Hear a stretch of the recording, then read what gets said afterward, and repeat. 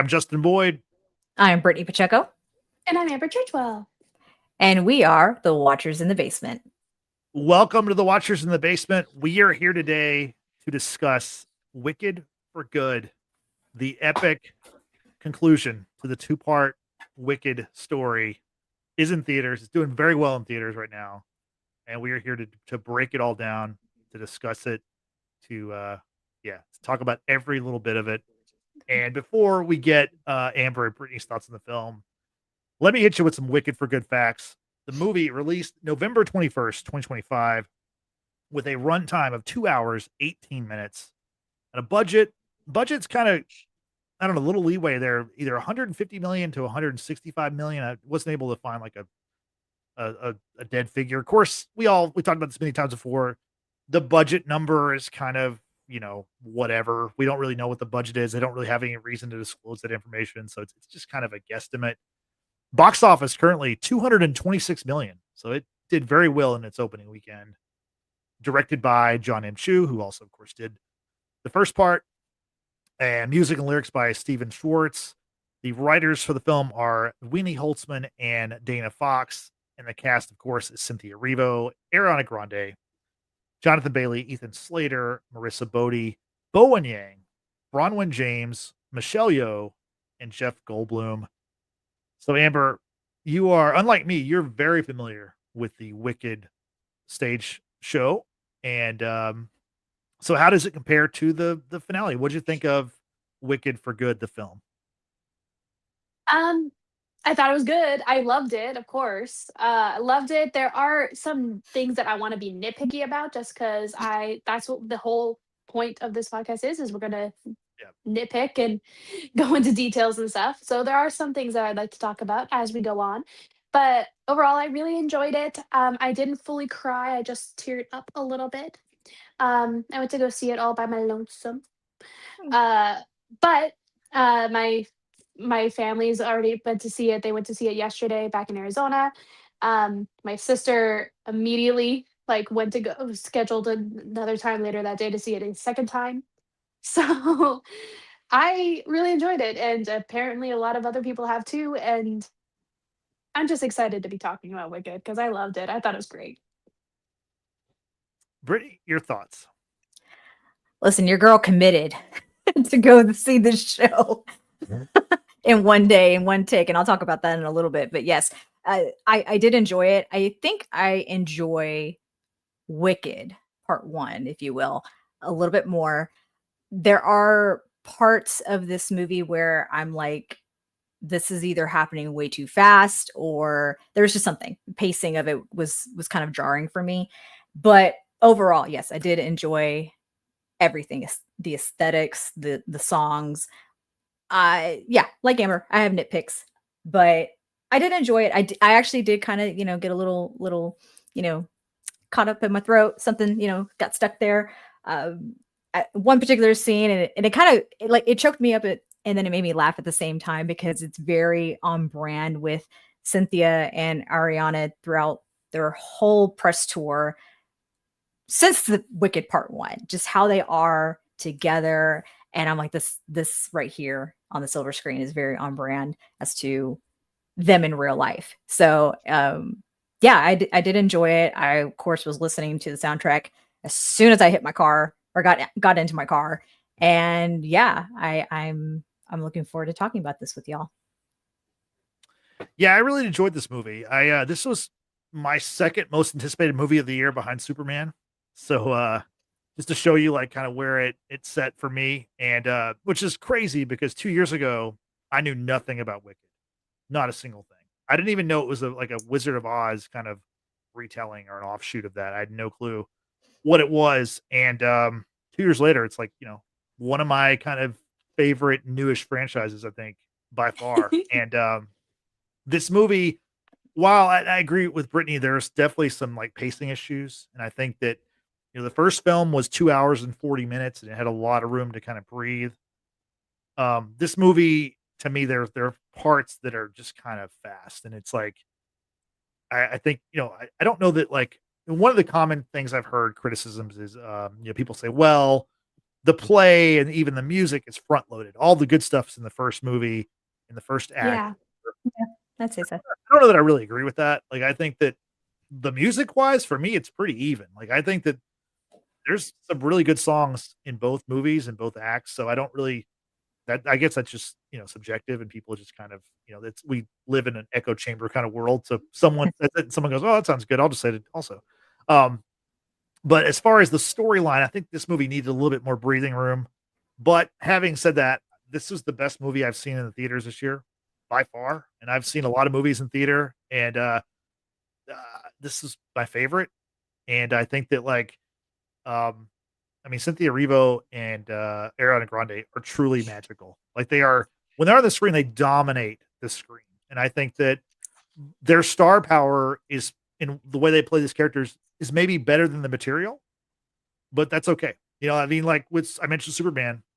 I think David Cornsweet's Superman was better than the movie Superman, but Mm.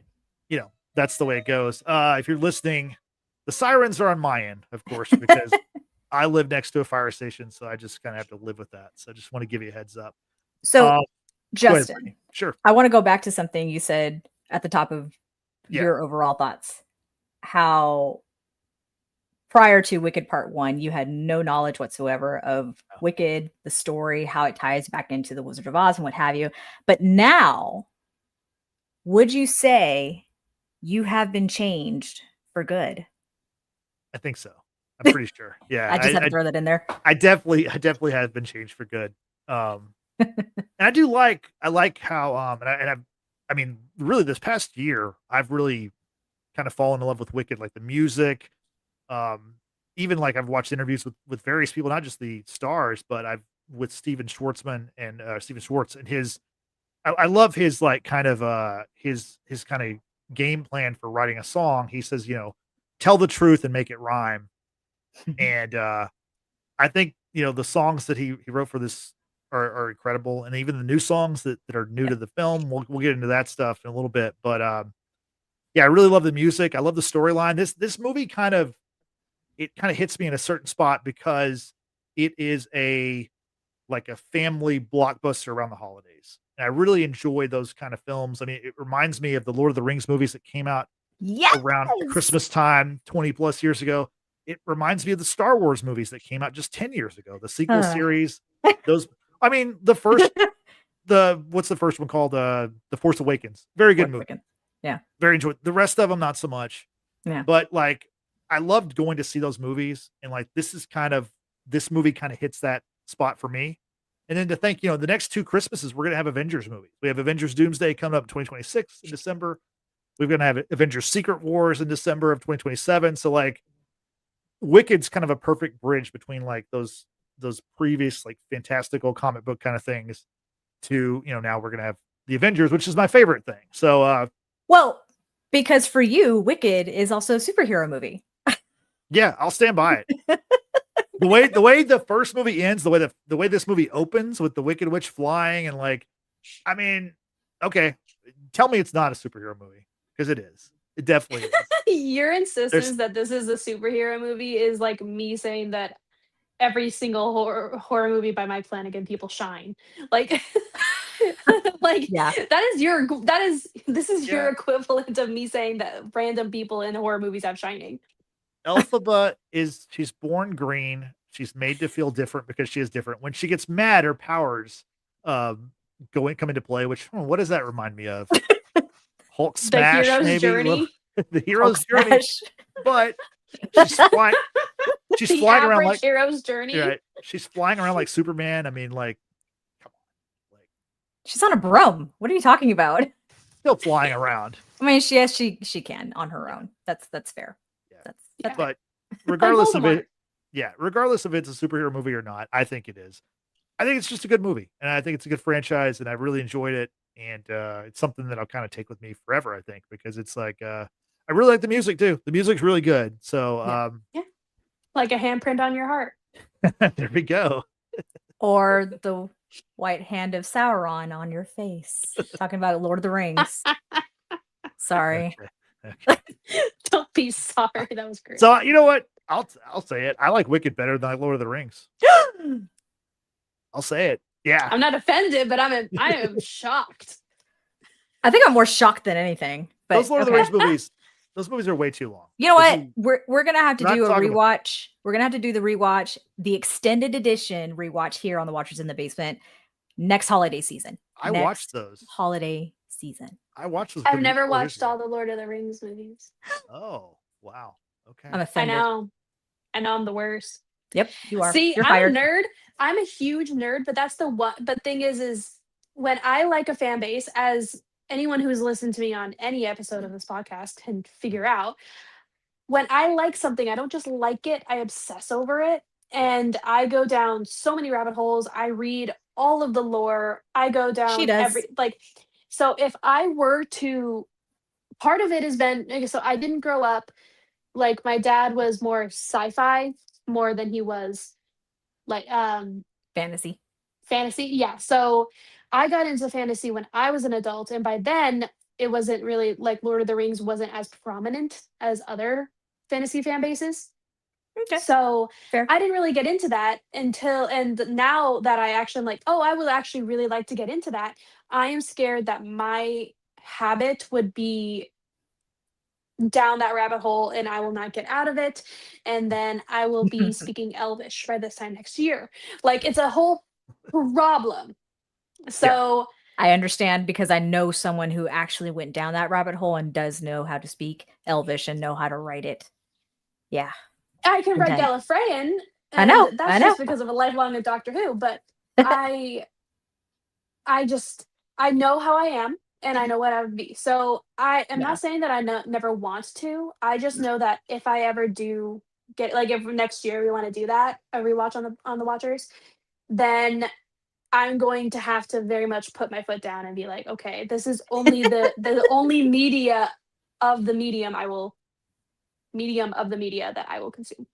Well, speaking of languages and things that are not of this world, we do hear a lot more of the Grimmery being spoken in Wicked for Good, and a really poor attempt of the forgotten language being spoken by Alphabet's sister, which that turns disastrous, which is one of the many things that we'll be talking about in this episode. So let's get back to talking about Wicked for Yes, Good. sorry everyone. Yeah. No, you're good. You're good. I think we're all pretty positive on the movie, but I think we all acknowledge that, it's not like the greatest film ever made. I think we probably all agree that it's, probably not as good as the first film, right? No. Yeah. So let's get this out of the way. Let's talk about some nitpicks, some criticisms of the film, and then there's a lot of like favorite moments. There's a lot of highlights. There's a lot of like funny stuff, the music, all that stuff we will get into, but let's knock out the nitpicks right off the bat. Amber, what are some of your problems or issues or just nitpicks with the film?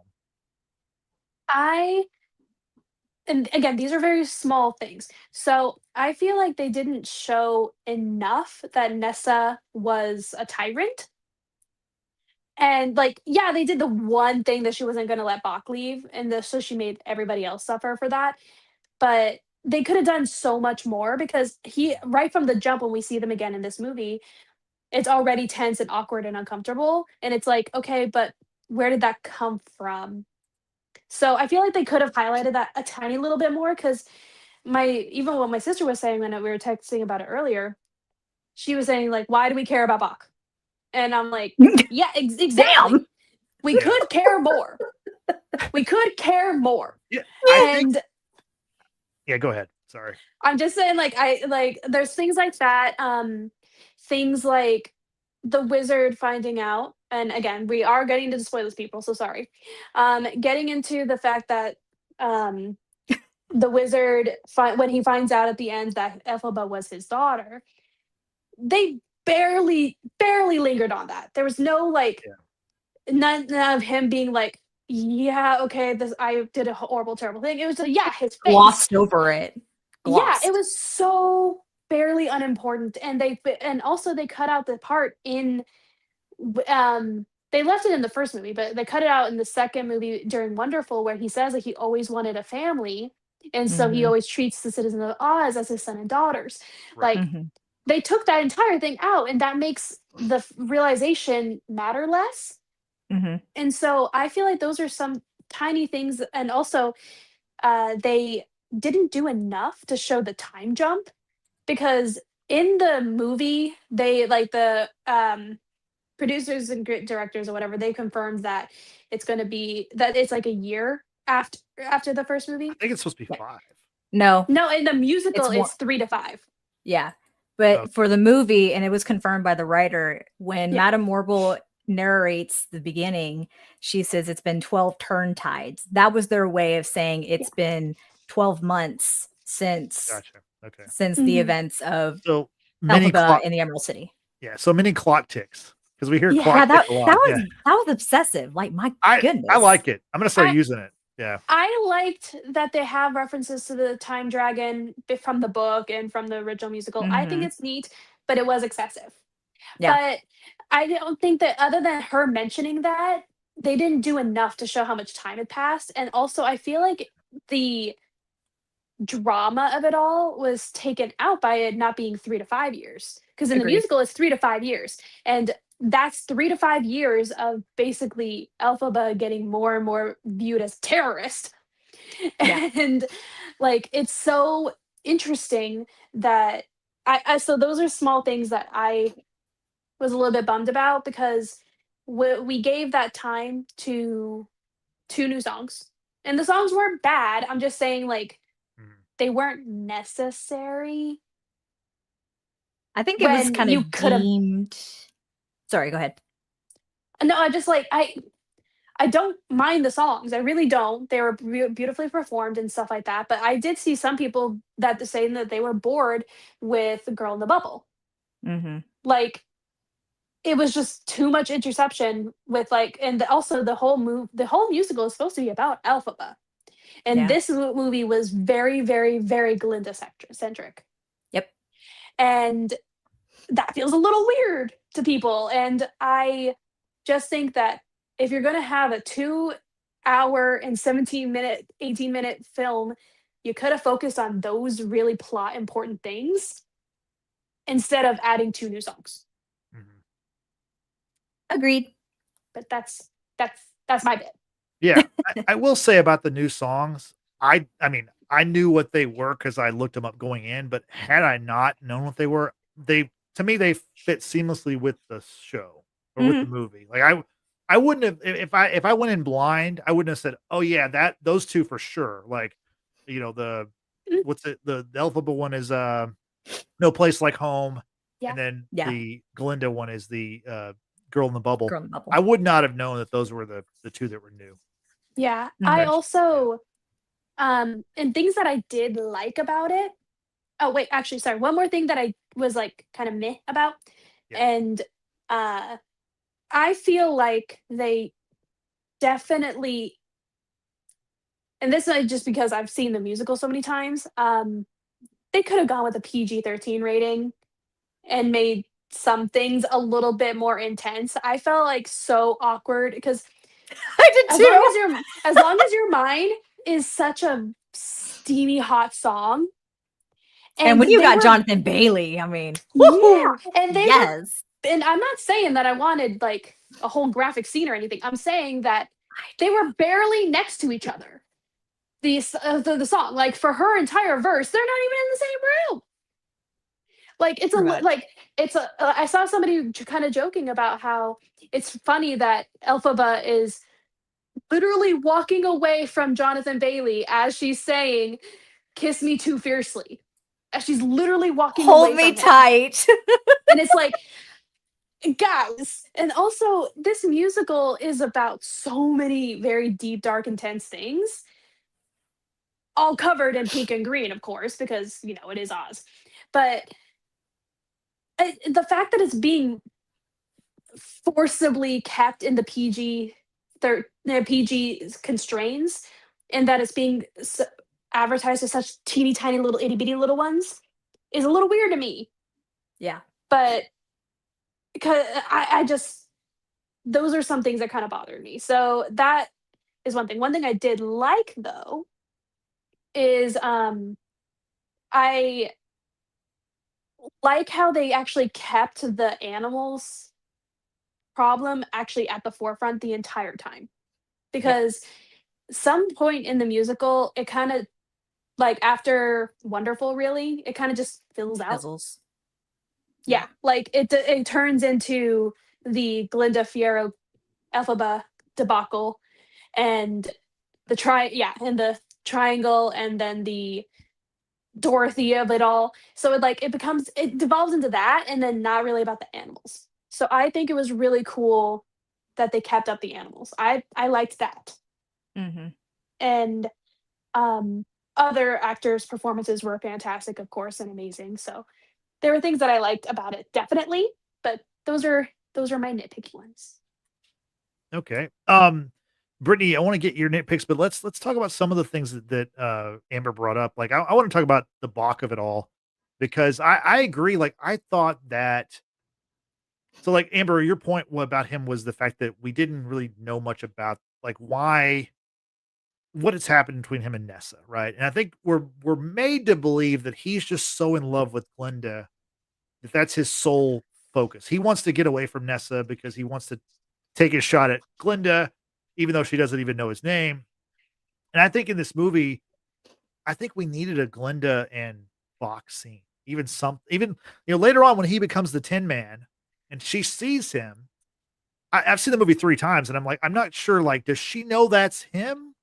She doesn't. So like, I feel like we needed something between those characters to kind of like, like I said, give it some breathing room, add something to the story. And then Yep. the other thing about the Bach thing, it's almost kind of like a horror moment when he becomes the Tin Man. Nessa, she Yeah. doesn't, And she wants to, Fierro. yeah, exactly. But to me, like the Bach part where he becomes the Tin Man is very much like shot like a horror scene because, It Nessa, was. she starts reading from the Grimory and his heart is shrinking. Elphaba tries to save him. She turns him into the Tin Man who doesn't need a heart. And then, obviously then he knocks down the door with his axe and then he's, coming after both Nessa. Then Nessa's like, oh no, it wasn't me. It was Elphaba. So like, to me I thought that was kind of cool, but I just felt like we needed more of him with some of these characters to kind of make him a whole character. Brittany, your Yeah. thoughts on that? I don't know necessarily if a Bach Glinda moment would have made anything better because when you look at the characters, Glinda and Fierro for that matter, they're very self-absorbed. I mean, Fierro to a degree, right? Until he's acknowledged that he's changed, right? And has acknowledged his feelings towards Elphaba.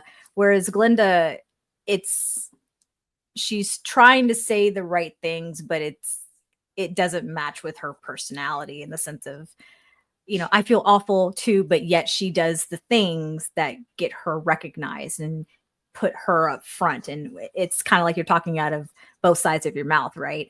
So to have Bach come to her or she encounter Bach in some sort of fashion where he is the Tin Man, she probably wouldn't have even recognized him. She still would have referred to him as Bick. And that probably would have just fueled him more in the sense of he's heartless.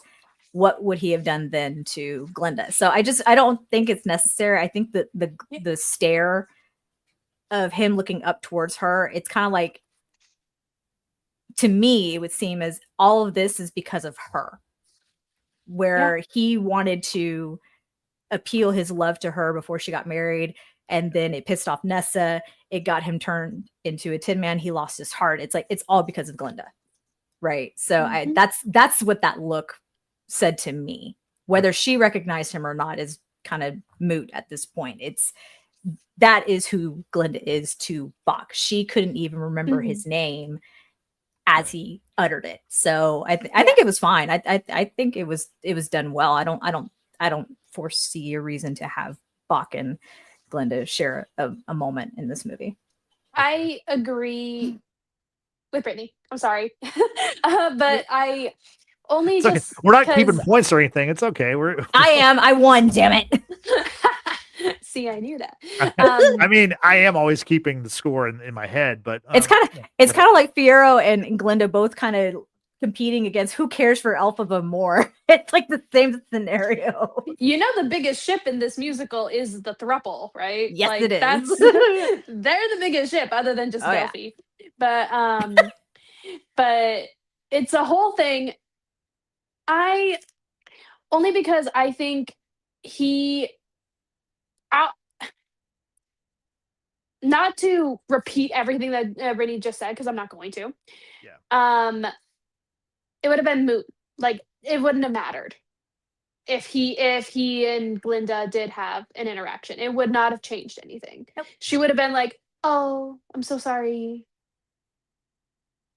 Like even when So, she yeah. even when she was in front of the house after Nessa's death and she sent off Dorothy and them, she goes in front of the house to like pay her respects. And for me, I'm like, this just feels so phony. Like it's again, it's like Glinda does the things where it makes her look good, but I don't think it's genuine. No different Yeah. than if she were to have an interaction with Bach as Tin Man, right? Yeah. It's not genuine because that's not who she is. No, that's fair. Exactly. I just wanted I wanted their scene with those characters to kind of I together. just wanted us to have reason to care about Bach. I think he did a great job. Like honestly, I think he did an amazing job, especially with the Tin Man speech. Mm. That is a very interesting bit that I was really interested to see how he was going to do in the musical. I mean, versus seeing it so many times in the musical, seeing it in the movie. I was very, very interested in that, and I think he did great. It's ferocious. Good It lord. was. I my gosh. have seen so many videos though of girls like dressing up as Dorothy and being like, "So, how do you know the witch? Because I heard your little little riot back there, man. Like, what's going on?" I know, right?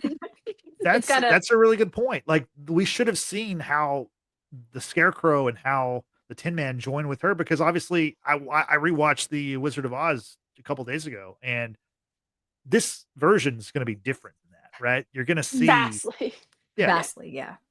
Yeah. Just remember, y'all. Okay, and Amber can attest to this. The movie is different from the play, right. and the play is different from the book. The book Right. is Yeah. very effing dark. Yeah. Okay? Yeah. Yes. Really, really dark. Yeah. Play, dark, but more enjoyable than the book. Okay? Movie, take it a step further, right? Yeah. Yeah. Yeah. I also do think the transformations we did see great. I thought the Tin Man was better, a little bit better than Fiero's. Oh yeah, for sure. I liked Bach's transformation better than Fiero's, which is heartbreaking for me to say. It's like blasphemy. But it's another thing that I think would have benefited from a PG-13 rating. Yeah. But that's just me.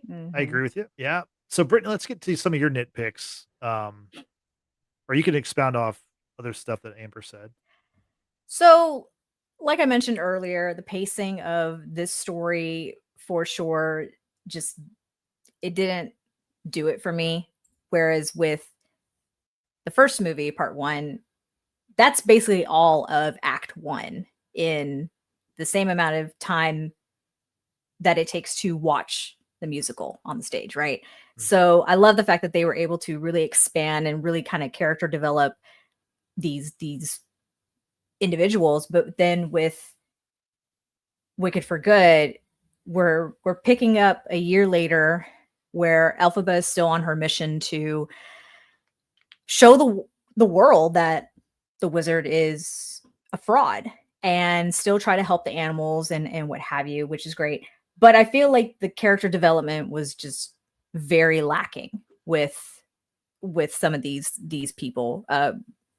Amber already touched on Nessa, how it just seems like in a very short amount of time she's just become a horrible person. Yeah. Even in those quick moments, which by the way, maybe it's just me, I wasn't really impressed with Marissa Bode's performance in this movie, like in this particular one. And she had a little bit more screen time, I feel, than she did in in Wicked, but she annoyed the mess out of me, which probably was intentional, of course. But I'm like, wow, what happened to the acting chops? Like, what happened? So, and then for her to flip flop and be, and this is just character, for her to be like, Elphaba abandoned me when my father died, and you've been helping all these other animals that you haven't met with your spells, and you don't come to help me. And Elphaba's like, you never wanted my help, and she's like, well, now I do. And I'm like, you want to get that character development, but you're getting it in like this small amount of time, and it's just not pacing well, because in like 20 minutes, spoiler, she dies. Yeah. So, and you don't feel bad about it, or at least I did. Don't feel bad about it. I'm like, who goes out who in their right mind goes out looking for somebody out in the open when a cyclone is coming your way?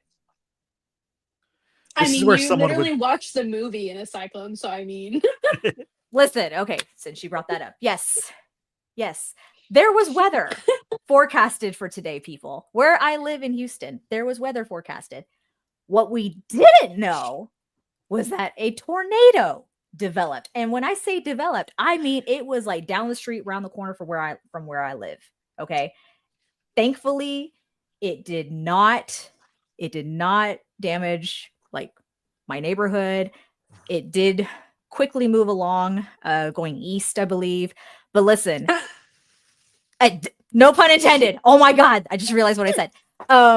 But during the movie, funny enough, during the cyclone scene, that is when phones were going off in the theater because of the weather. My husband's texting me saying there's a tornado that's been confirmed. Like, there's an actual funnel. And I'm like, oh my God, I'm living in the Wizard of Oz right now. Like, I am literally living this. And then I've had people message me. They're like, oh, you got the 4D experience, because that's funny. That's funny. I know. And I, like Amber, I went to go see this movie by myself. And so John is over here with our dog in the bathroom, like staying safe, what have you. And I'm over here like, oh my God, I'm about to experience this in real life. And then like the flash of light in the auditorium goes off, movie cuts out. And I'm like, oh God, this is it. So yeah, Houston, crazy weather today. We're actually still under a tornado warning until like 1 a.m. But since the movie was not able to come back up, I left the theater with a refund and a free movie pass. Thank you, Regal. Appreciate it. Went down the street to the other theater to go rewatch this movie from the beginning. So I have seen this movie twice in one day, because I was about 30 minutes away from finishing this damn movie, and I needed to see it because we're doing this pod today. You're welcome. We appreciate your dedication to the podcast. We're glad you're safe. Jeez, and still in this land. Okay. You have not seen the movie Twisters, have you, Brittany? I have seen the movie Twisters. Oh, you have? Okay. I have, yeah. There's a certain moment in that movie that sounds like it almost happened to you today. Thankfully, you know what, that did flash across my mind. I'm not gonna lie. I was like, okay, what can I hold on to right over here? I was because these are recliners and in the auditorium, and I'm just like, I don't know what I can hold on to unless I just like scoop myself underneath the recliner and just hide under there or something. But I could hear real life nature as the movie was playing out with the cyclone. And I'm like, I don't think this is the kind of experience I want, you know? Yeah. But Horrible's too powerful, I guess. Jeez. Jesus. Like, listen, you can't sing. Don't take us out with the weather, okay? Like, goddamn. I thought Michelle Yeoh did a great job. She's fine. Not great. She's an amazing actress. She did a wonderful acting performance. And yeah, I do agree. She was mostly just talking in a tune, not really singing. And same thing with the Wizard. So it's not just an exclusively her thing. Jeff Goldblum's more known for singing than Michelle, but yes. Still, but part of me, at least in that brain, is like, for me, if you're going to be casting people in a musical, don't cast people who can't sing just because like there's 1,000 other actresses who are also just as amazingly talented as she is that are also near and dear to my heart who can sing. So it's just kind of like, I mean, but I do love her. I love her. She did an amazing acting performance. Like all of her interactions with the wizard and Glinda and Elphaba in the first movie, like all of it was actually really good. Oh yeah, It's just singing is not her forte. Yeah, and that's okay. it's fine. It's just that Okay. if you're casting for a musical, that should be kind of at the forefront of your mind. Criteria. I think. Yeah, and yeah, that's my only thing with it. But and we can talk more about it when we get to Wonderful. But Wonderful is one of my favorite songs in Act 2. I like. Obviously love As Long As You're Mine because I'm a Fierro girly, always have been. And I like the obviously I love No Good Deed, but Wonderful was like my third favorite, and I was just a little because it's just so whimsy and goofy and silly. Like I liked it, and I was a little let down with the performance of it, and I feel like it was good that they added Glinda into that scene because she's not in the scene in the musical. She's not in that scene at all. And I think that it was good that they added her because she is what saved it. For me, for Wonderful. So this goes back to like my little nitpicky thing if we're still talking about nitpicks. The frequent amount of times we've seen Elphaba encounter Glinda and then like the wizard and just the different scenarios where guards are involved and no one bats an eye really. It's just kind of like, oh, let her go. Okay. You know what I'm saying? Like, and I'm having a hard time remember with the musical storyline, of course, but one other nitpicky thing I had, and it's towards the end of the movie, was when Glinda, after being yelled at by Madame Warble, she takes it upon herself to go find Elphaba and warn her that they're coming for her. How did Glinda know where she was? Because it was only Fierro who told Elfie about the castle that his family owned but never stayed in, right? So how That's the hell? Another timeline problem. I know, that's what I'm saying. So it's like in that moment, it's like, how did she know where to find her? And that quickly? How did she get ahead of the crowd who went to go looking for her? Also, where did the crowd go to go look for Elphaba? You know what I'm saying? Like yeah, those little issues. I was just like, this is a mess right here. Just and then and then now seeing the memes of Elfie having been brought Dorothy, she's yelling at her, think about what you've done, give me back those shoes.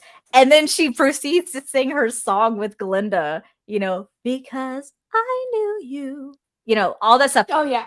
Someone's like, I need the POV from Dorothy. Somebody was also pointing out, like, as Dorothy, being like, she keeps threatening my dog, but she's so supportive of animals. I don't get it. Yes. Because, but too funny. It was a timeline pacing issue, and then also, I feel like the entire plot happened in 2 days, pretty much. And I feel like they should have shown that it took time, because that would have fixed it. Because if they showed that she if there was time between the wedding being disastrously canceled, and then they like Fierro and Elphaba have a little bit of time together, and then that leaves them plotting, and that there's a little bit of space there, then Nessa gets crushed. And then, like, if there's space in between that, because how long was Dorothy actually there? How long did it take her to walk through the road? It seemed like 20 minutes, but it should have been enough time for Elphaba to establish Kiamako as her base because Mhm. everybody in Oz knows that. And Yeah. how does anyone in Oz Yeah. know that? It's a whole thing. Yeah. I feel like that the pacing could have been fixed. For A lot of those. sure. Very For good sure. points. Yeah, I have a couple of things. I haven't got to my nitpicks yet, but I want to talk about one of the Oh yeah. smaller nitpicks I have is the wizard. I'm surprised that we didn't have a little bit of his backstory, just a little bit of like, how did he get there? Okay, obviously he got there by a hot air balloon, right? That's what we're told in Mhm. the first movie. How did he become the wizard? Like, I know he's a fraud, he's a carny, but like, there could have been something to where he has no power. How does he get in power? And it doesn't have to be like a big thing, but just like a little Well, flashback of some sort. that was in the first movie Yeah. when you have Adina Menzel and Kirsten Chenoweth when they're Oh, singing right, the where he story. reads the right. Okay, yeah, okay, Right, he yeah, reads but the Grimoire, but he yeah, comes in on a hot air balloon, and people think like, "Oh, he's the chosen one," right. for lack of Yeah. better words. But Reads it's the Grimoire, Omaha, and right. they think, "Oh, this has to be like the great and powerful." But it's further explained in this movie with Elphaba when she's trying to wanting to expose him. He's like, the thing is, you can expose me, but people are not going to believe it because they believe what they want to believe. No, They want to believe in yeah, something good. I get that, but to me, it's just like in the first movie, I thought that was like just the propaganda because they even say like in a Mm. time before we can remember what like that. That's not exactly what they say, but they say stuff like like it's totally just fits his whatever he wanted the story to be. No, Yeah. See, there's he lore fell to into it. that. Yeah, he He fell fell into into it. that. So it was he the actual in Oz, the ancients did leave the Grimoire, Right. and they said, "Oh, like we have to leave and stuff like that, but someone with our powers will return." And they prophesized that. It was a prophecy. Right. And then freaking Oscar comes out of the sky and he is just like, and everyone's just like, oh my gosh, where did you come from? You're from a different world. And they're just so interested in him that they're like, okay, let's try out the prophecy thing on it. Um, and because it is assumed, and if not directly mentioned, that the ancient ones were from also from another world because they didn't say that they were dying. They're like, oh, we have to leave. Yeah. So it was assumed that they are also from a different world. So that this mysterious guy comes from a different world. They're like, yeah, let's test the prophecy. And so they gave him the book, and he's a con man. So the second that he is given this opportunity, he's like, yeah, I'm gonna make some shit up, and we're gonna do Run this. with it. So Yeah. that's what he did. So on that note, and Amber, you're gonna have to really help me out here because it's been a long time since one, I've read the book, and then two have seen the play. When it's revealed at the end of this movie that Elphaba is the wizard's, child, right? And Glinda says that basically, oh, this is why she was so powerful because she was of two worlds. The problem is like she's Ozian, yes, but like if we're gonna go with the lore that is the Wizard of Oz, the 1939 movie that we all know, he's just a man from Nebraska. So he's just human. There's no powers about him, what have you. It's like, explain then how Elphaba is as powerful as she is. Because I have zero recollection about all that. At least as far as I recall, because again, it has been years for me as well. It's literally just the fact that she is from two different worlds. It's not like something that the wizard had or her mom had. It was just the fact that she is from both. And we don't really understand or know what the difference is and like why the like because we just don't know about the ancient ones. We don't know what they were. We don't know what they are, who they are, where they're from. So why did their magic work? We don't know. We just don't like there's a lot to be explored there. And there are some like Oz historians that I follow on social medias that I know that they could just go off on this. And I would love to learn more about that. But if people haven't already asked it, then I'm asking it now. But I don't remember off the top of my head. Also, hi, Mom. I love you. Hi, Maggie. Thank you for joining us.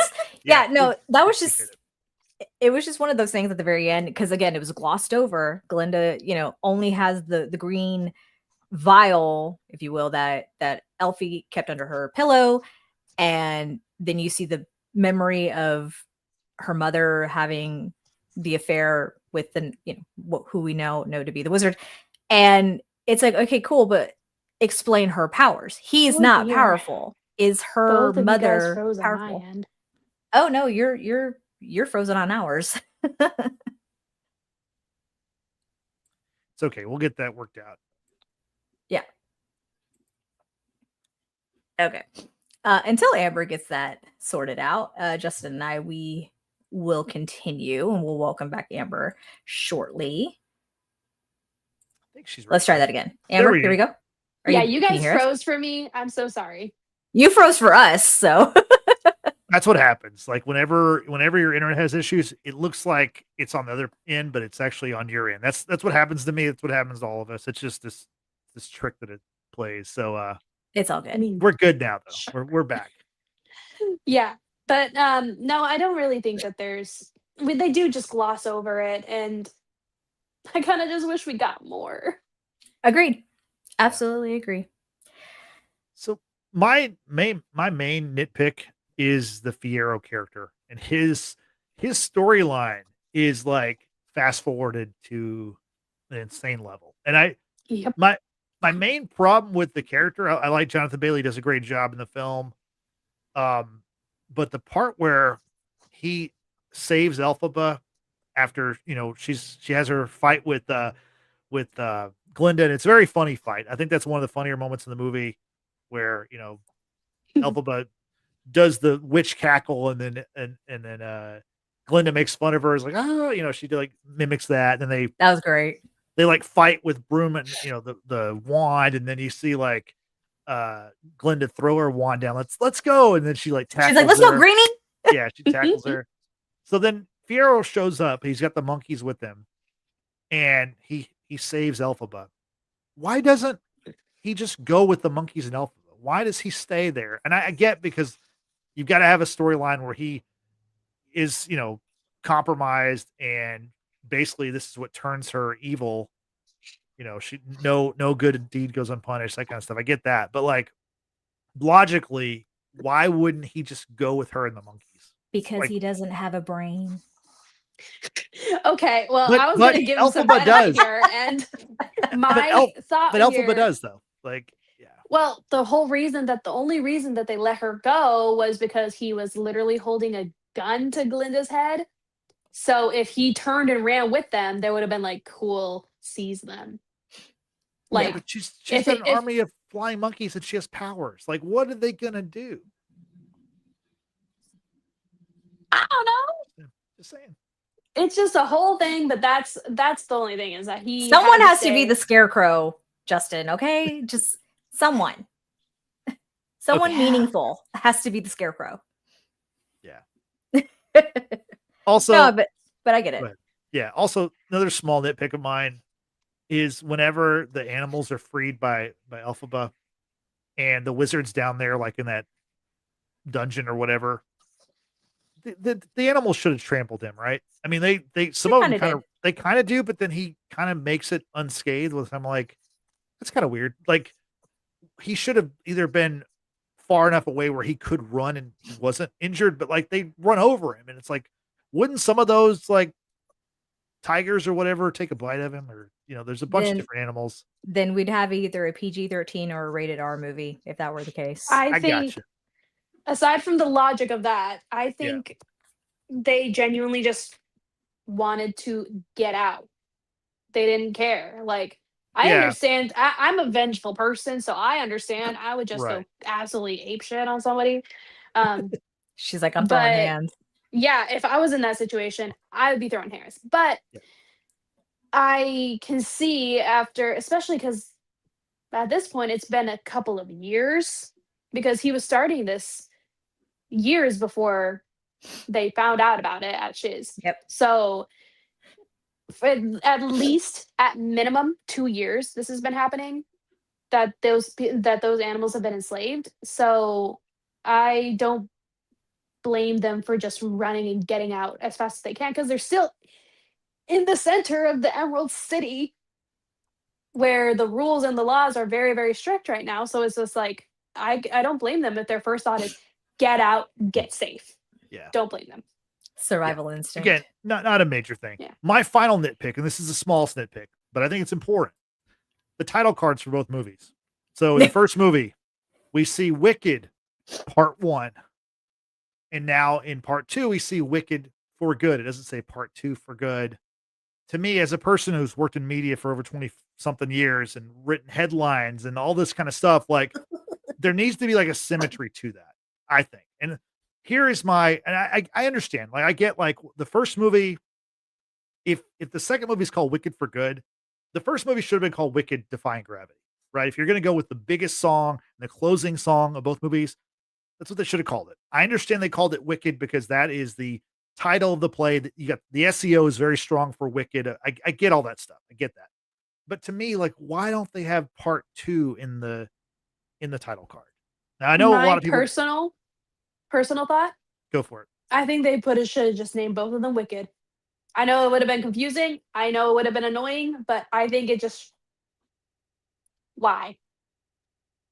I think it both should have been Wicked. But I do think you have to say Wicked Part 2 if there's a year break between the movies. I get that. I'm just saying, like, I don't see why you can put just put Part 1 in the first movie, put Part 2 in the second movie. We're moving on. Like, I don't think it's that big of a deal. Now, and Brittany, I want to get your thoughts on this because one of the main criticisms of this film, and I've heard this even before this film came out, people were saying, why is it a two-parter? Couldn't this be just one 3-hour movie or 4-hour movie or whatever?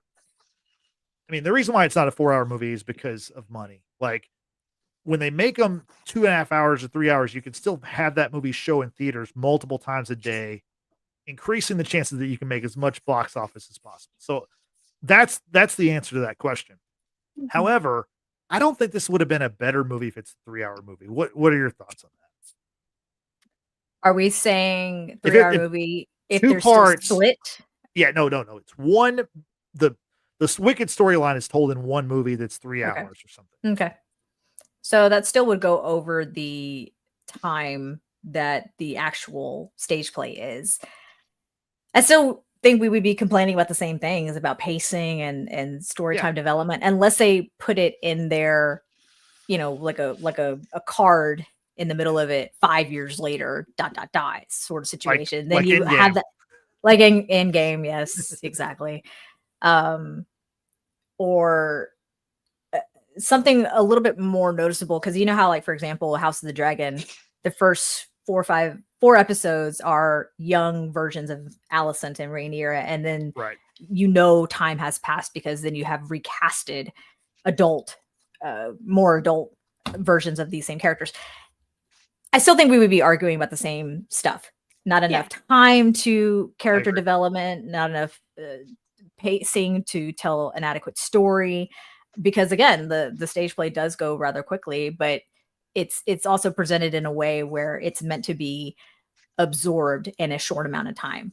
With movies, obviously, there's a lot more creative liberties to expand upon certain characters, certain storylines, what have you. I think it's inevitable, honestly. I don't think it would have mattered if it was just one long movie or two semi-long movies. You know what I mean? I think if the story is written well, it's going to be conveyed to the audience regardless. To me, it just would not have made a huge difference. Okay. Amber, I agree. Your thoughts. Okay. I agree mainly. But also what they could have done is, if they did want to lump it all into one thing, it's what all musicals do when like Hamilton. They have a spot where they're literally like intermission. And that's even in the Disney Plus version. And so, like, if they were going to do something like that, they could, after Defying Gravity, be like, intermission. And in a movie that long, that actually would Mhm. be really great for some people, for people to go to the bathroom or things like that, or whatever humans have to do Yeah. instead of just suffering in the theater. But Well, that's it. I was going to make a quick, just kind of in comparison, another musical that turned movie, which is Les Miserables, where you see the story progression over the years. You have title cards that say like 17 whatever, and then it's 15 years later and it's now 17 whatever whatever. And so Yeah. again, you still see the fashion change, the people change, and what have you. If that could have been achieved if the movie was just both acts and as one movie, right? But again, we're still going to lack in certain areas. We're going to emphasize more in certain areas and then take away from others. It's still inevitable, in my personal opinion. Yeah, Yeah. I totally agree with you. I think it's just people, they find some way to complain about things, and I do think it's kind of funny because Welcome to the world, Justin. No, Yeah. Like, it is a thing where it's like I don't understand why people have a hard time between like, oh my gosh, you're breaking up into two parts, and it's like these are probably the same people that they probably have like 6 or 7 hours of screen time on their phone every day. It's like you're Mhm. telling me you can't watch a 2.5 hour movie like once a year. Like, come on. are Like, these the same people who watch the Snyder Cut? well, I mean, that's a good example of like that movie never would have been in theaters at 4 Waste. hours. It never would have been at 4 hours. So See, it would have been reduced. Yeah. I've told you guys this too. I love content for the Right. things that I enjoy. So I really don't mind that there's two parts, because you know what that means? That means that I have more stuff to enjoy. And I instead agree. of just talking about, because if we, and like you had mentioned at the beginning of this discussion, Justin, it was that, yeah, it was a cash grab. They intentionally broke it up into two movies so that it would stay, not just for the plot, not just so they can embellish more, but also so that it would be relevant for at least several years longer than if it was just one Yeah. film, because people will watch it and then the love of it will die down. But before the love could die down for the first movie, they were already starting promotions for the second movie. Mhm. And because of that, and it's still going to be going on now. So that's just how movies go. That's how people's attention spans go. Yeah. So it was intentionally a cash grab. I See, I don't and think it I was a don't blame cash it. grab. I think it is, and I don't. But I also don't think that that's a bad thing, because I think we might have I lost you don't there. care. As long as I get content, I don't care. Yeah, no, I agree with you on that point, but I You don't got think it's me? yeah, I don't like to me they did the right thing. I I think Oh if no, anything, I'm not. yeah, and It's I I'm think we're saying it. I'm saying it was a cash grab, but yeah, that's not a bad thing, because I get more content. I don't but I care. think that they did the right thing by breaking it up, and I think it could have been a longer movie. I mean, I think there's a world where this could have been a trilogy, and it would have been okay.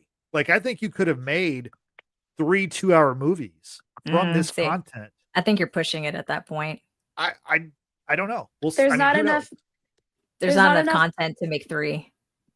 Not just that, but there's not enough banger songs that one of them would, like, especially like if you were to Right, break it up in certain points, right. Okay. that just like how people were saying the first one was so strong compared to the second one because Right. it has a lot more heavy hitting songs. Mhm. I genuinely think that because of the unequal balance of songs in the acts, I think it would have been unbalanced even more if it was broken up into thirds.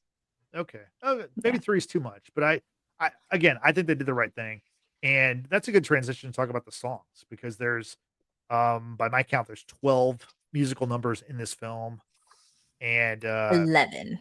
well, I mean, there's another one that's like the finale song, like the Oh. "Wicked for Good" finale, um, which is not on the soundtrack right now. I think it's No, going to be on the score album from what I Mm. read. Okay. But yeah, let's talk about the they music. intentionally left it 'Cause off. yeah. Let's talk about the music. Amber, I want to get your thoughts. Um what's your favorite song from Wicked for Good? And how do you think the Wicked for Good music compares to what we heard in Wicked Part 1? Um, Amazing vocals from everybody. Again, always. My favorite song is my favorite song in the entire musical in general. It's "As Long as You're Mine." I and not just because I'm a Fiera girly, just because I'm a romantic. I am a cheesy girl. I like the romantic stuff. So, especially with like somebody who like between people who just love and see each other so genuinely. Because Justin, you might not know how it is in the play. In the play, it's actually in the stage production, it's just Elphaba and Fiero, fog, and darkness. They are the only thing on that stage. Okay. And they are on their knees facing each other, and it is an intimate, beautiful scene of this couple finally coming together and actually genuinely seeing itself, and like Elphaba is finally able to let go and feel loved and beautiful and cared for. And it's a I love it. And I think their performance was amazing. How it was shot is a different story.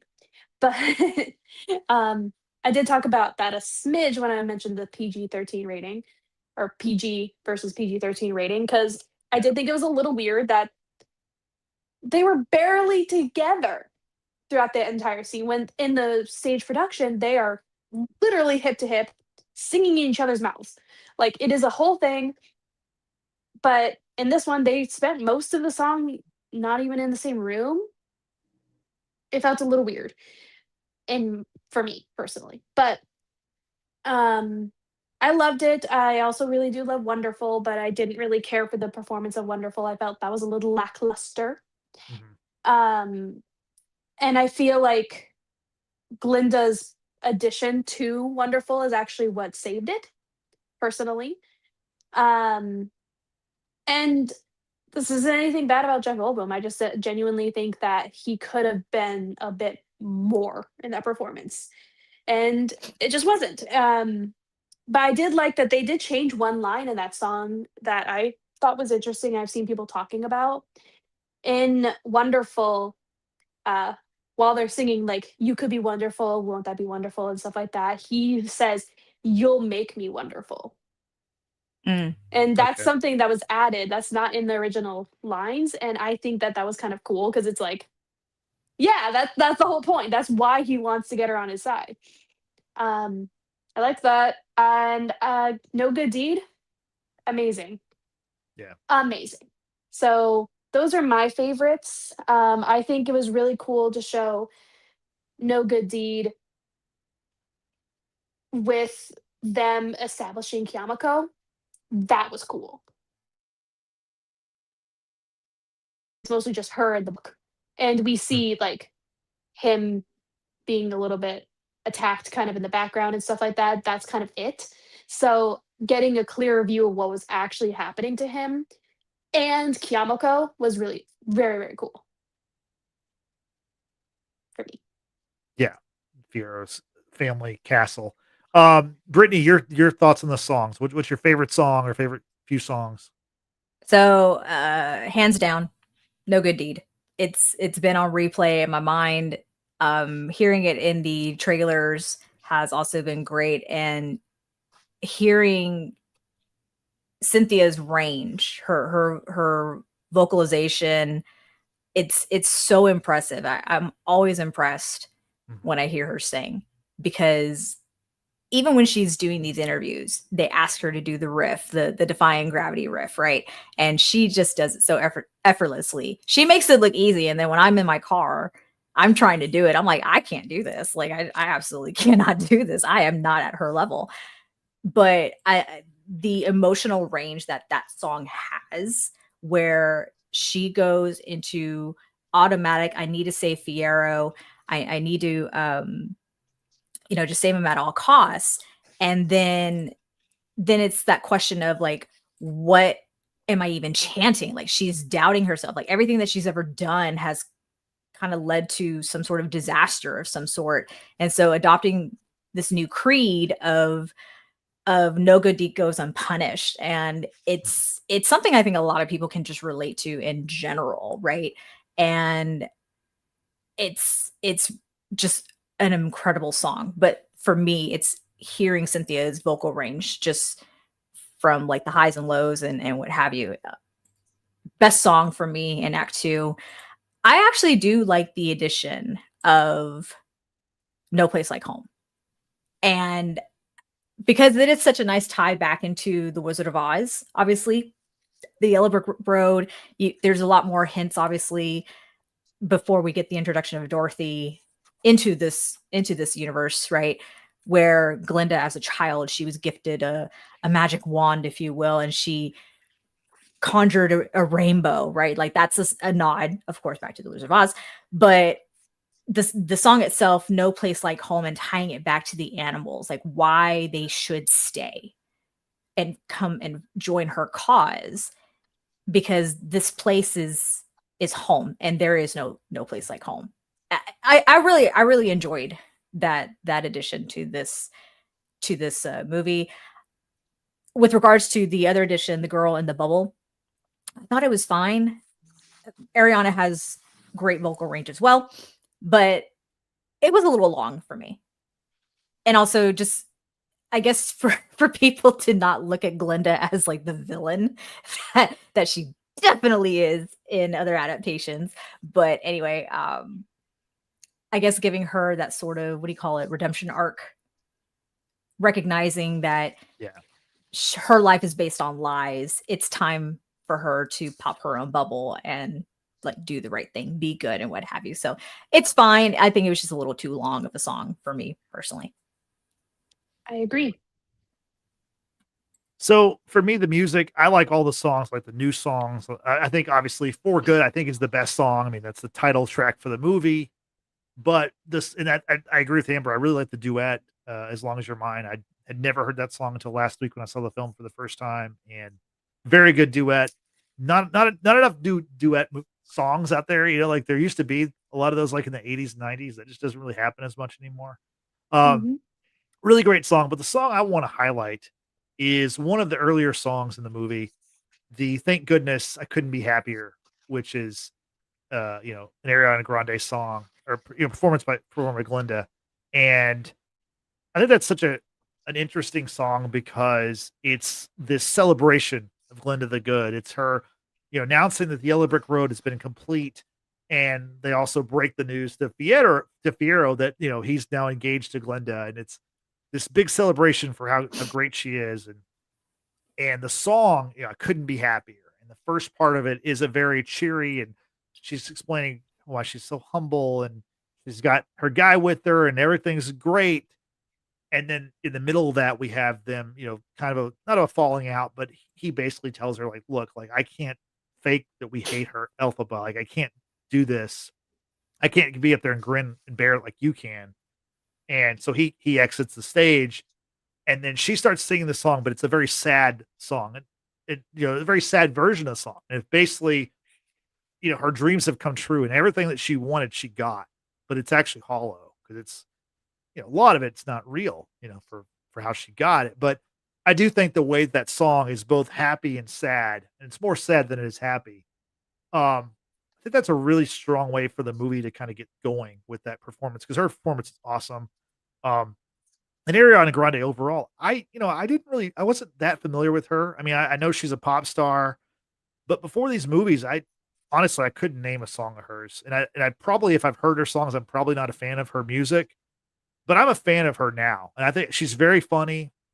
Like, I'm going to continue with her as far as like her movies, because like one of her next movies, she's going to be like in the Meet the Fokker universe, and she's going to play, I guess, Ben Stiller's daughter-in-law, and she's going to be married to the guy that played Jimmy Olsen in Superman, Skylar Gisondo. So, oh gosh, and I've seen her on Saturday Night Live, and she's very funny. But as far as her musical talent, she's amazing, and I think this song especially was really a showcase of kind of all of the things she can do. And I think it's a really good way for the movie to start. And then, of course, Elphaba shows up, and then we kind of get to another action scene. But I really enjoy that song. Well, Justin, just so you know, Ariana's going on tour, and she is coming to Houston. If you want to buy a girl tickets, is it going to be? Is she going to perform as Glinda the Good, or is it going to be a lot of Ariana Grande? I mean, no offense to her. Let's go find out. I haven't listened to her music enough to even know one of her songs, and that's not a. I'm not trying to be like, oh, I'm some guy. I don't know her songs. I really don't know her songs. No, So I understand. yeah, I have no clue. Just know that before she was a pop star, she did start out in musical theater. So this Yeah. is a homecoming for you. And she was for like her. a Nickelodeon or Disney Channel kid, Yeah, right? she's a Nickelodeon kid. Yeah, Yeah. for sure. But she does obviously have a strong background in musical theater. She pretty much manifested that one day she would play Glinda Yeah. at some point in her career. She made it happen. Like, good for Yeah. her. You know, Yeah, she's Well, talented. She's absolutely talented. she got to see Idina Menzel and Kristen Chenoweth playing in their original performances of She Wicked, did. and so yeah. I think we did mention this last year when we did the Yeah. part one, but yeah, she actually got to go backstage and talk with Kristen Chenoweth. And she's like, "My dream is to be Glinda one day," and Kristen Chenoweth was one of the first people that she told that she got the role. Mm. Like she manifested that. This is her dream. Oh yeah. No Oh yeah. doubt about it. Let's talk about favorite moments from the movie. Let's favorite scenes. We've danced around kind of the big moments in the movie, but let's get to it. Amber, let's start with you. Give us some favorite moments or your very favorite moment from the film. I really liked all of No Good Deed. I'm so sorry, but I really liked actually seeing the transformations of both Bach and Fierro. I thought that was really cool. I did also like seeing Morable and how she was casting the cyclone. Like that was really cool. I Like the there's so movements, many, like so yeah, cool. and all of it was just really really. It was just an amazing. I love the movie in general. Um, as much as long as your mind is my favorite song, and I think they did an amazing vocal performance. I'm not really happy with how that was shot, as I have said, but and I will not elaborate anymore. But I I see what you mean about that. About thank goodness, that was really nice. The witch hunters, whoa, Mm. like March of the Witch Hunters was Yeah. definitely very very intense. I Mhm. also really really loved how um how they did Dorothy, because it's not Dorothy's story, and Yeah. so I love how she's very clearly in it, but they never focus on her face, we never see her face, and she's never, like, elaborated on. We only elaborate on who we need, and I thought that that was great. Um, I really liked it, but I how the witch hunters March of the Witch Hunters went, thank goodness went, No Good Deed, Mhm. fantastic. I think they could have done more with my other 2 favorite songs. They could have done more with how they filmed. Because there are definitely PG-13 ways that you could have I think we lost them still Amber a little being in bit. the There we go. same room. Sorry. I think you guys can. I think that they could have definitely still stayed within the realms of PG rating by keeping them in the same goddamn room. Like I'm sorry, it's not going to stop bothering me. Like it Yeah. just drives me bonkers that they had her like kiss me too fiercely, hold me too tight as she's actively walking away from him. Yeah. And like there was hardly any intimacy in that moment. And when they do finally get together, yeah, that's fine. But originally their both verses were not really sung to each other. It was almost like that was an internal monologue instead of actually said to Mhm. each other. And I didn't like that because I feel like that is a very that song is very raw and emotional and for both of them. And I feel like that could have been done much better. And same thing with Wonderful. Wonderful was showy and amazing as it was, but I feel like they could have done more with Jeff Mhm. Goldblum's wizard. Because it kind of felt like it was more Glinda as the center of Wonderful instead of it being a wizard solo like it originally is supposed to be. Mhm. So those Yeah, are see, things, but I really love No Good Deed. I didn't know that about I didn't know that Wonderful is just a. I mean, obviously, it's named after the Wonderful Wizard of Oz. I understand that, but I had no idea it wasn't like kind of a duet where they're trying to, and as in the movie where they're trying to convince Elphaba to join them. I thought that, to me, having not seen the stage show, that duet worked really well to kind of convince her to, give them another chance and to try to join forces. Yeah. I think for the need for what the show and what the movie needed versus the stage production, I think it needed her. It needed Glinda. So I think she, like I've said multiple times already, I think she is what saved this, um, that song in that scene, adding her to that scene. Um, I did feel like it was a little weird that it focused so much on Glinda that it kind of felt like Elphaba was almost an afterthought throughout this whole movie when she's literally the plot. Yeah. Because we were focusing so much on Glinda. And like Brittany mentioned, I understand they did a lot of that to try and make it seem that she's not really a villain. She's not really just because she works with the wizard doesn't mean she's like the wizard kind of thing. But still, it was too much on Glinda, not enough on Elphaba. And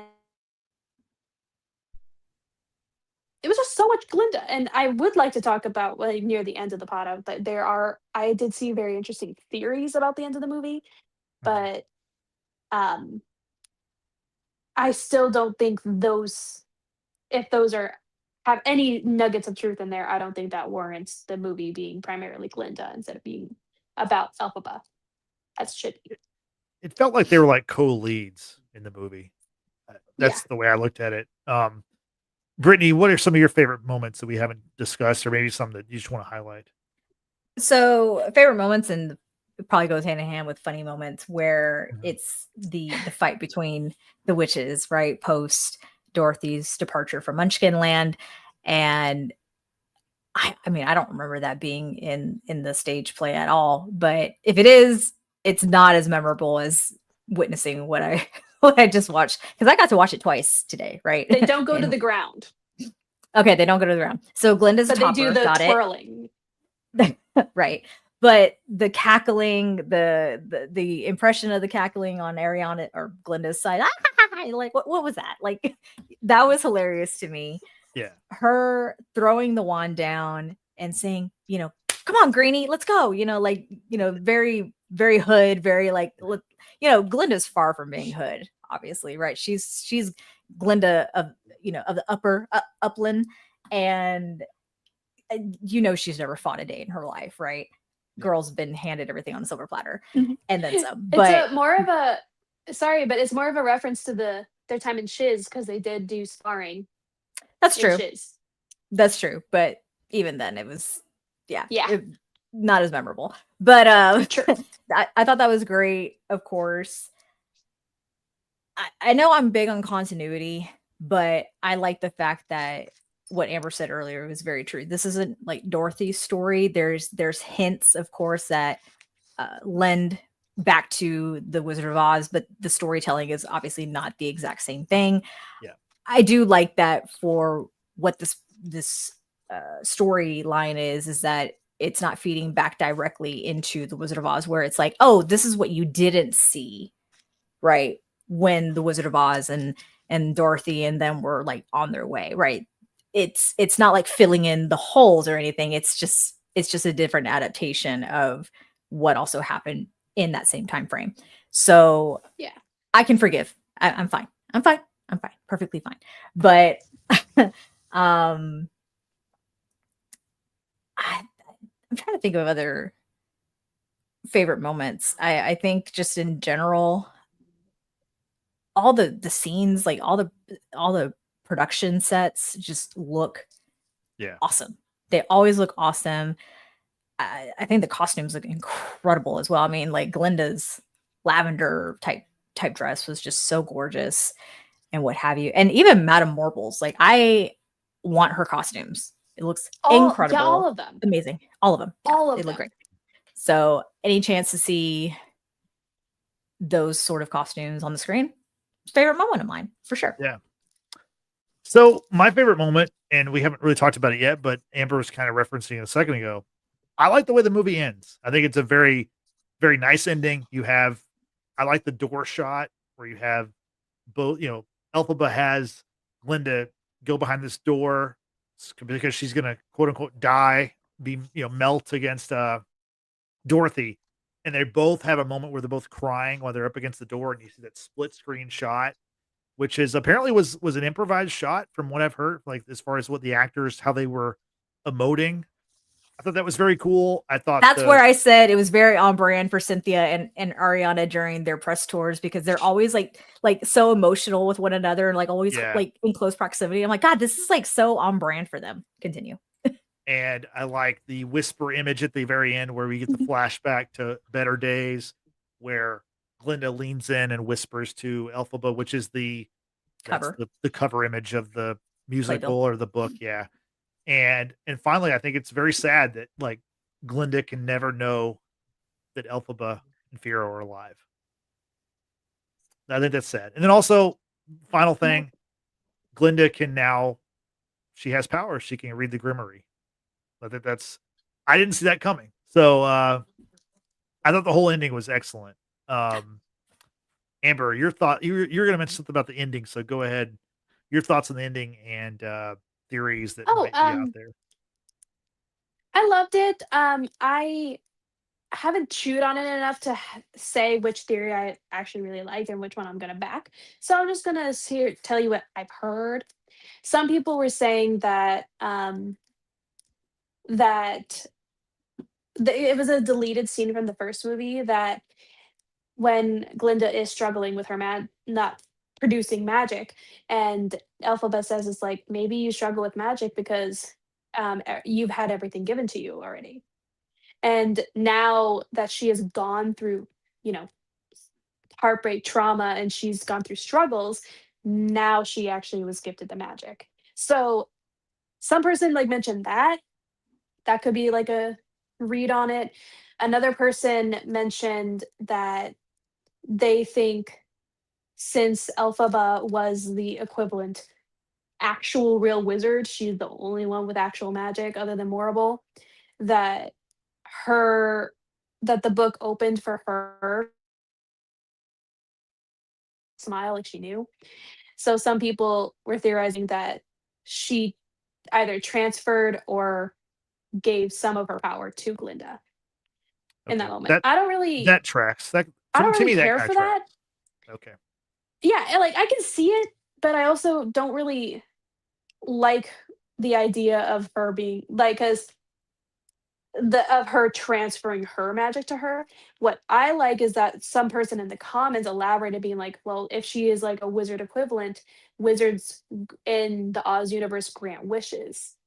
That's why, he gave gave Dorothy a home, gave the courage and the heart and the brain and stuff like that. Like, the wizards grant wishes. So if she is the equivalent wizard, actual real wizard, she could grant that wish. And I like that version of it a little bit better than her transferring her own powers to Glinda. Only because like I just don't really it kind of seems like a hand-me-down. Like, okay, I got the man, here you go. Like, it seems a little weird in that way. So I liked that. But those are some theories that I heard about it.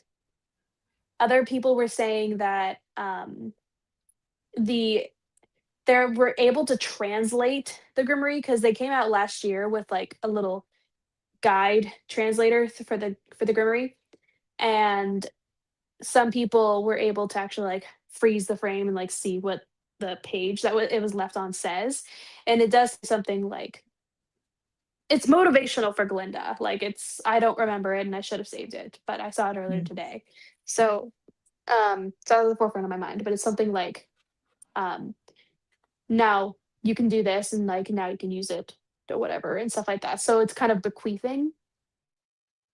It's kind of neat. But I like the idea that she is kind of a pseudo wizard and she was able to grant a wish. I like that. And other people were saying that somehow in the Grimoire, is a note or a way to show that she's alive. But she can't know. Like, I genuinely don't think it would be good for Fiyero and Elphaba if Glinda knew. So I don't really follow that, but I think it's interesting. I just thought those would be neat to mention here so that we could kind of Yeah. chew on them a little bit. Brittany, what do you think about that? I think the idea that Glinda not knowing if Fiyero, I mean, she's under the impression Fiyero is gone because the fact that Elphaba had said that's the last we'll ever see of his face or something along those lines, right? When she's handed, I think it's like piece of his clothing, right?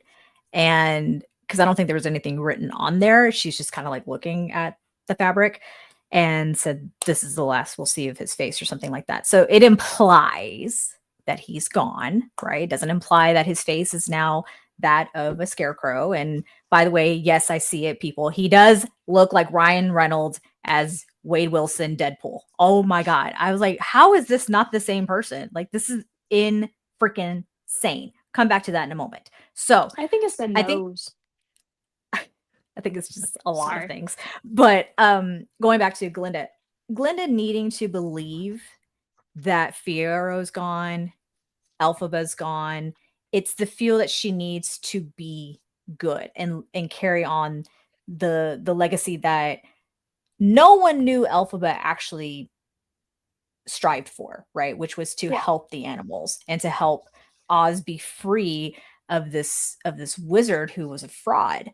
I think it's necessary for Glinda to go on believing that they're gone because she has something that she has to work towards, and therefore it humbles her to wanting to actually be a good person versus keeping up still this facade of being a good person when maybe she genuinely isn't by nature, but she needed a reason to change for the better and be good. You know what I'm saying? If that makes sense. Yeah. So I think it's absolutely necessary. Glinda fully continues believing that they're gone.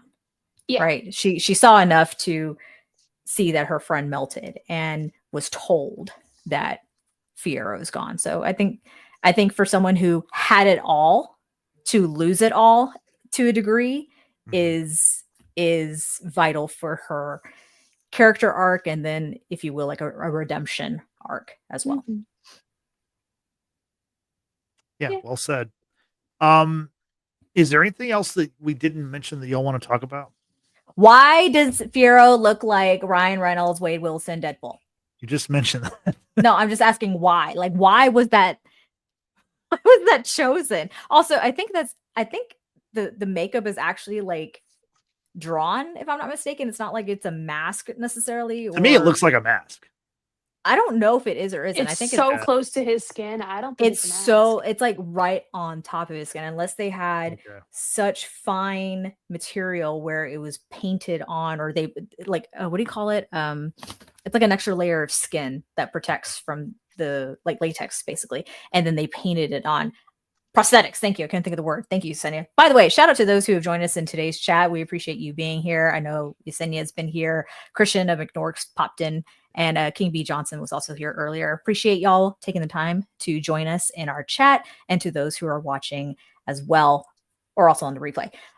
That being said, I don't know if it's prosthetics or not, or if it's just like a full-on mask. Either way, it's so good. It's so convincing. And yeah, I can't get out of my head, especially with that angle, that particular angle that we see him speaking to Elphaba. Very Ryan Reynolds. I'm like, was Jonathan Bailey not available? Like, did he have another project that he had to go attend to, and they needed a sub in? Bridgerton, yeah. They needed a sub in a lookalike. Like, I'm not mad about it. I'm just saying I like Ryan Reynolds too, but very, very interesting. I thought that was kind of like a funny moment for me, because there were a couple people. So when I went to the second theater to go, finish watching this movie, there were a couple people that I knew had never seen the play that were like, oh, when they see who comes to open the trap door and Elphaba emerges, right? They were very taken aback to see like this unfold. And I'm like, you're a newbie. Welcome to this world. We welcome you with open arms. But yeah, I was very taken aback by the makeup. It was very impressive. Okay.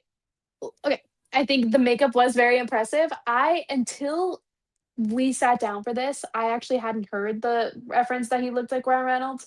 I see it though. I see it, but I hadn't even thought of that. Well, because I was focusing on um, Jonathan Bailey has naturally pretty brown eyes, and he wore blue contacts all throughout the first movie and most of this one. And he mentions, because like somebody in an interview last year was asking him like, is there a reason why you're wearing contacts and stuff like that? And he's like, yeah, it becomes more of a thing, and you'll see it in the second film. You'll see it, like it is a pretty significant thing. And so a lot of us thought that at least part of his transformation that we were going to see was going to involve the eyes. But I I saw some person being like kind of referencing that interview and being like, that was a little lackluster because they didn't even point out that he has brown eyes.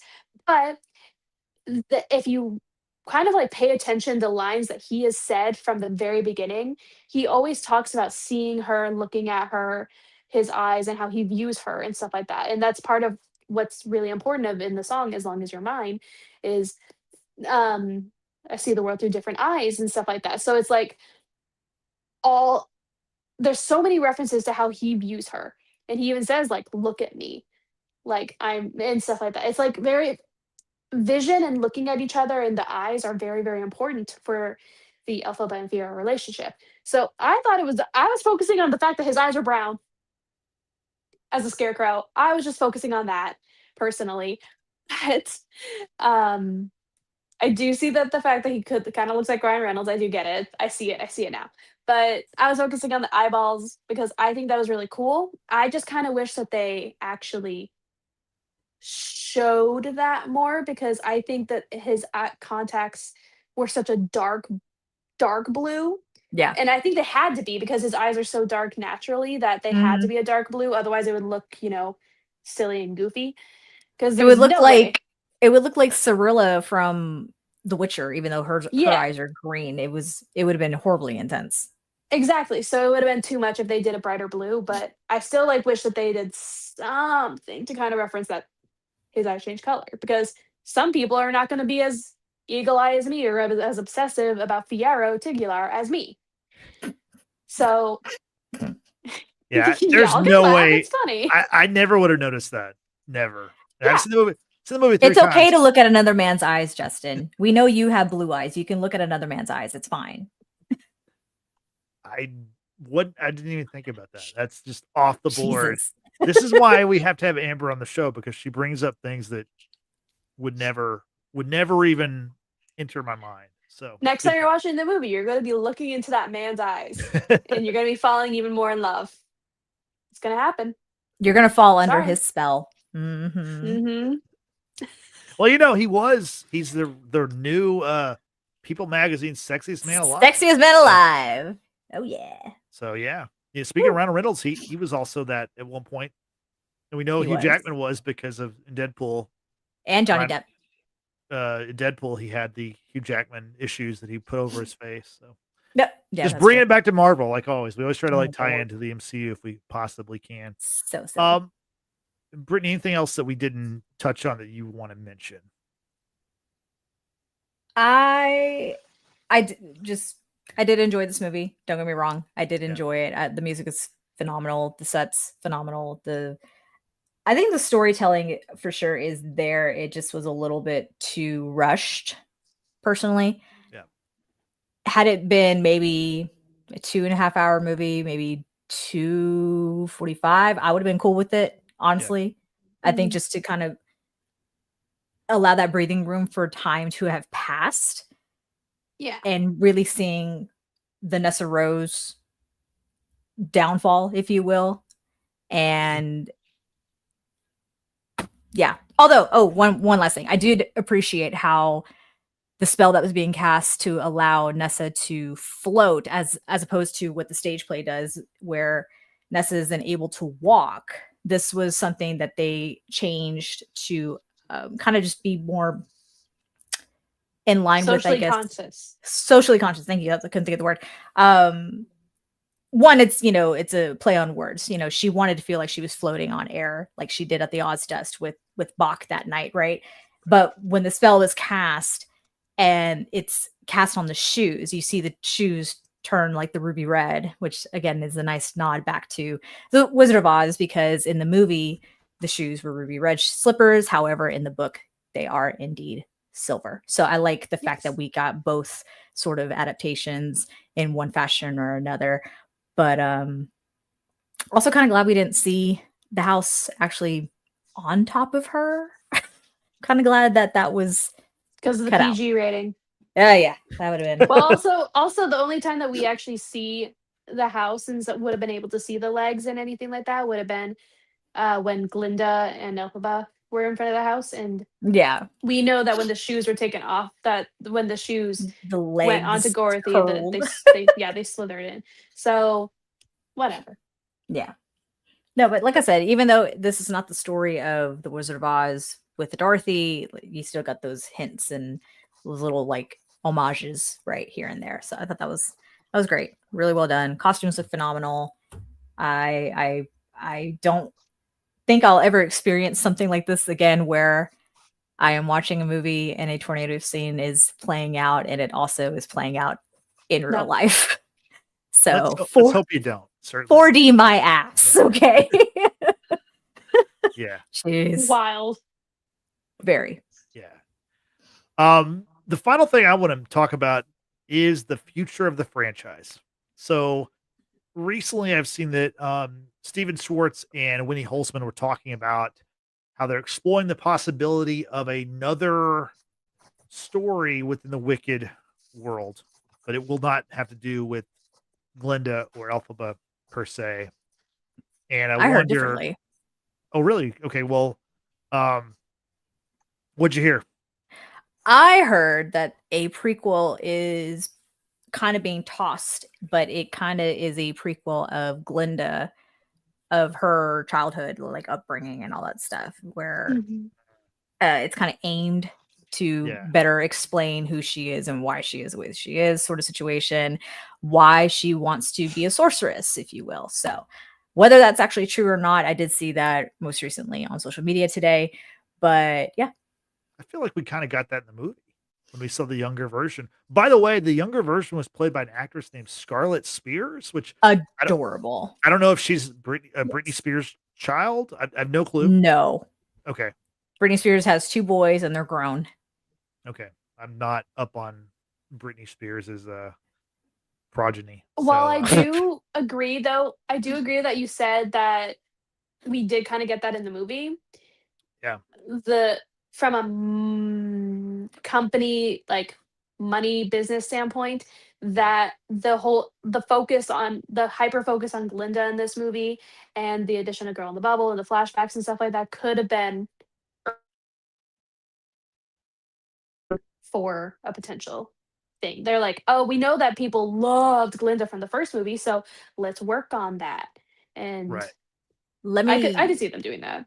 Let me clarify. It is not so much the screenwriter or writers of the movie. It's actually the author of the Wicked series himself, Gregory Maguire. He's actually talking about releasing the prequel of Glinda. Sorry, I had to correct myself. Then now I'm scared. Yeah, it's supposedly entitled Galinda, A Charmed Childhood, which is set to release in 2026. Right. Book wise. But I'm talking about more about in the theater, the film version. I would be surprised if we don't get something else at some point, just because these movies do very well. And that's ultimately what matters in Hollywood. But I do want to get Amber's thoughts on, if it's not going to be a Glinda or a Elphaba focused story, whether it's prequels, whether it's the future of these characters, which I don't think they're going to touch, the music part aside, because obviously that's going to be a big part of Wicked. Like, is there a story in this world that you want to see explored? Because I can't come up with anything. Is there anything, Amber, that maybe you would like to see if they do continue in this world? Well, I for one think it's, again, I mentioned before that I follow several um Oz historians and stuff like that. I follow Tori. She has an amazing page if you want to know anything about Oz history, because she's been collecting Oz things since I think she was like 3 or 5. Like she has been deeply ingrained in Oz since her entire life. She knows so much, and I've learned a lot about Oz and Oz history from her. So I would like to see a bunch of things about Oz. Like I would actually find it really interesting to read the original Oz books, was it and then seeing those adapted. But I highly doubt that that's going to happen, because people are going to, it's the same reason why people were like Stephen King was worried about Dr. Sleep and The Shining. People are going to, they're now, Wicked is so prominent, is overshadowing Oz.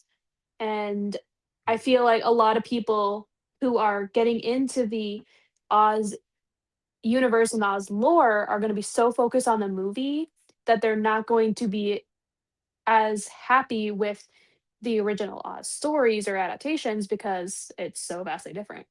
And so I highly doubt that's going to happen, because that there doesn't really seem like it'd be a good market or a wise business decision to do things like that when it's not based off of it. Plus, the actual like Wicked book does have a third book too. The second one is Son of a Witch. And that is a very, very interesting thing that they could go down, but that would be including so many things from the book that is in the first Wicked book that is not in the Wicked musical. So I don't see it happening. I just don't. And honestly, as much as I do love content, I don't like it when people beat a dead horse. So we got Wicked. I've waited almost 20 years for this. I have waited because I fell in love with Wicked when I was when I was about 13, 12, and I'm 31 now. And so I waited almost 20 years. And from the moment I was interested in it, the musical was already big and famous, and there were already rumors that they wanted to make it a movie. I waited Yeah. 20 years for this, guys. Almost 20 years for this. And I'm very, very happy with it. But that's the end of the story, guys. Like, we don't, not everything needs a sequel, not everything needs a billion different things. Like, Yeah. we don't need another Saw movie. Like, it's a whole thing. That's how I personally am about it. I love it, but we don't need it.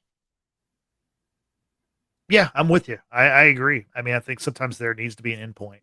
That makes sense. I'm just saying, like, the business of it, because these movies have done so well, the temptation is so strong. They're gonna try to figure out something. I would be shocked if we don't see some kind of Wicked related thing in the next 5 years.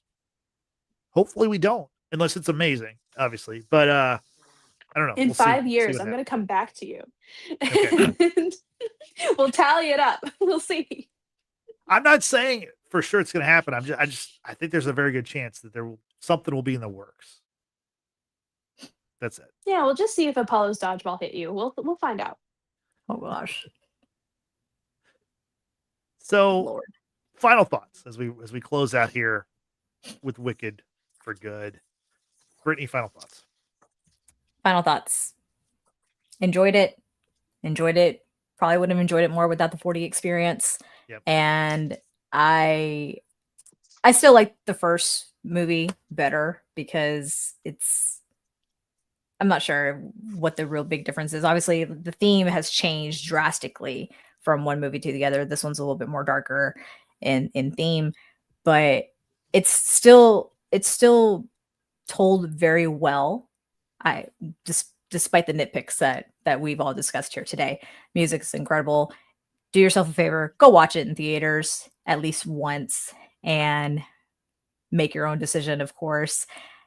Give the music a chance. It's incredible, of course. And decide if you think Firo looks like Wade Wilson or not, because I need more people on this bandwagon.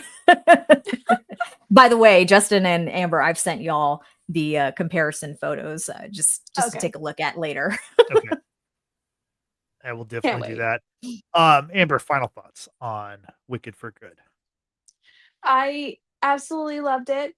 I, again, like everyone has been saying, I loved the first one a bit more, but I loved it collectively. I loved it. I think it was amazing. I'm so glad that this finally happened. I am a little sad that I both times have not been able to actually see it with my childhood best friend, who I did take to go see Wicked. I talked Mhm. about it when we did the pod last year that I took my friend Kaylee to go see it. And how I gave it to the tickets was I painted a little thing, also painted in the color scheme of her house, like with pretty blues and teals and such. And I did the lyrics from For Good. Um, so like I my love and memories of Wicked is very, very tied into my friendship with her. And I'm a little bit bummed that I didn't get to see it either times with her.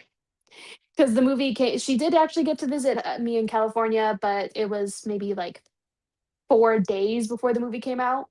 Mhm. And we wouldn't have had time anyway. Our itinerary was booked. But I'm a little sad about that. But overall, I loved it. She's gonna bawl her eyes out when she finally watches it. I know for a fact. But I loved it. I thought it was a great job.